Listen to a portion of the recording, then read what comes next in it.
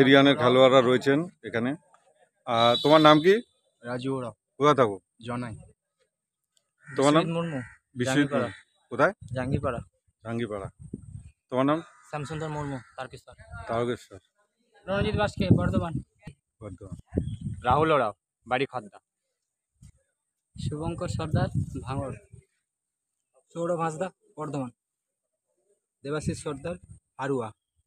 কিন্তু আমরা বাঙালি ব্রিগেডের উপরই জোর দিতে চাই। বাঙালি ছেলে, বেশ কিছু আদিবাসী ছেলে আপনি দেখলেন। তার মধ্যে থেকে একটা ভালো দিক যে আমাদের পুলিশ এসিতে 6টা বাঙালি ছেলে চাকরি পেয়েছে।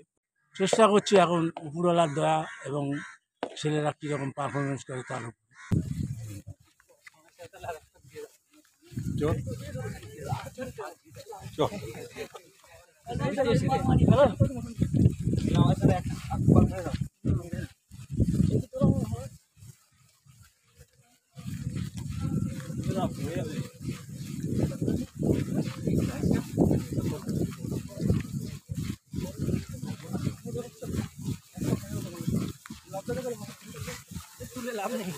এবার ওদের ধরবো।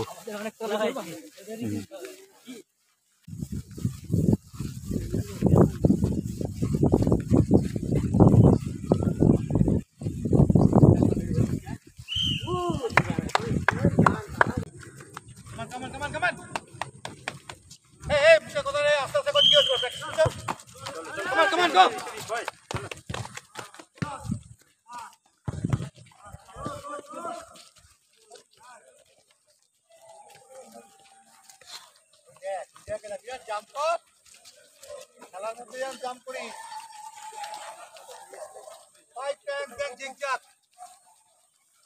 চলো চলো চলো চলো চলো চলো চলো চলো চলো চলো চলো চলো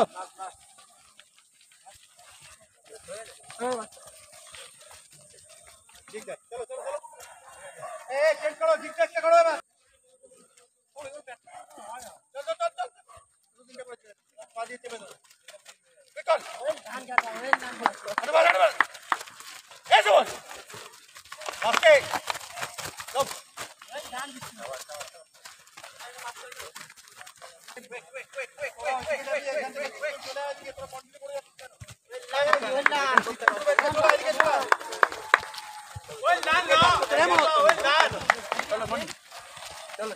এখানে চলে কিছু জন চলো চলো চলো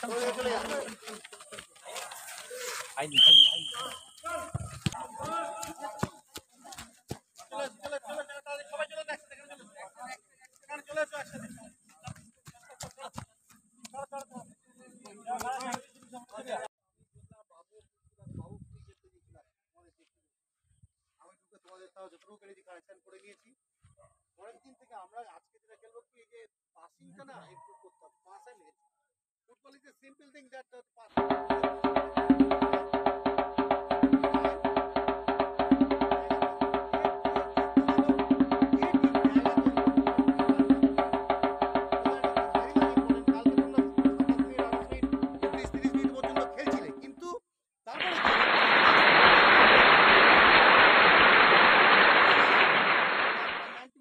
আমি বলে দিয়েছি আজকের যেটা অনেকে বলেছি জীবনে করবে না, আশিক খানকে বলেছি সেকেন্ড করেছিল ঘাট দিয়ে।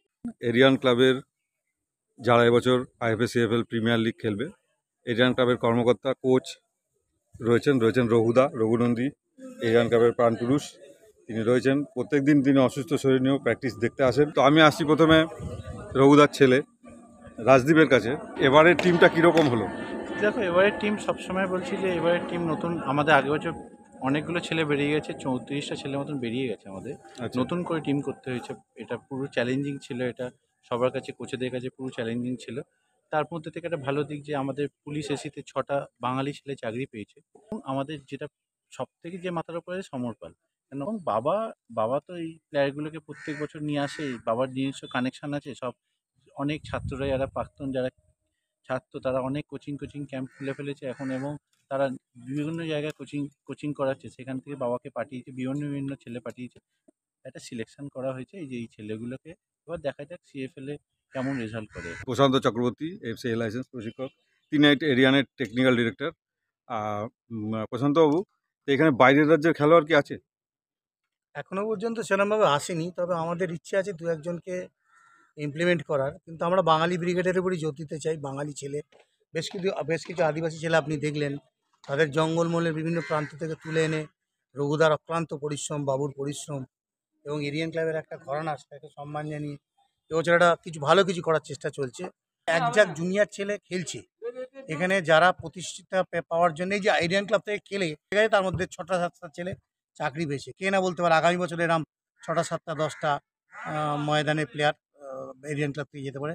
তো এই স্বপ্ন নিয়ে এসেছি, পুরোটাই রঘুদার গাইডেন্সে হবে। রঘুদা যেরমভাবে প্ল্যানিং করবো আমরা সেটা এক্সিকিউট করবো।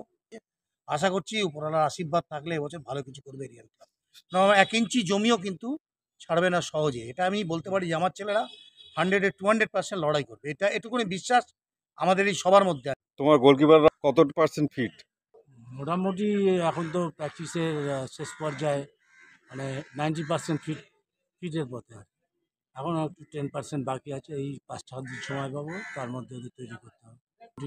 যেসব ছেলে এসছে একদম খারাপ না, ওদেরকে মানে ওরা খেলে এসছে অন্যান্য ক্লাবে, কেউ সিএফসি, কেউ কাস্টম, এসব ক্লাব খেলে এসছে, তাদেরকে একটু পালিশ করা হচ্ছে। তা তোমরা কতটা আশাবাদী সুপার 6? চেষ্টা করছি এখন উপরওয়ালার দয়া এবং ছেলেরা কীরকম পারফরমেন্স করে তার উপর। রেজাল্ট তো আগাম বলা যায় না। তো ঠিক আছে, ধন্যবাদ আপনাদের সকলকে। আমরা তাকিয়ে থাকবো ঐতিহ্যশালী দল এরিয়ানের খেলা দেখবার জন্য। আগামী দিনে যে সিএফএল আসছে, আশা করব এরিয়ান ভালো খেলবে এবং তাদের মর্যাদা রক্ষার লড়াই তারা নিজেরা যথেষ্ট সম্মানের সঙ্গে রক্ষা করতে পারবে। ধন্যবাদ সকলকে।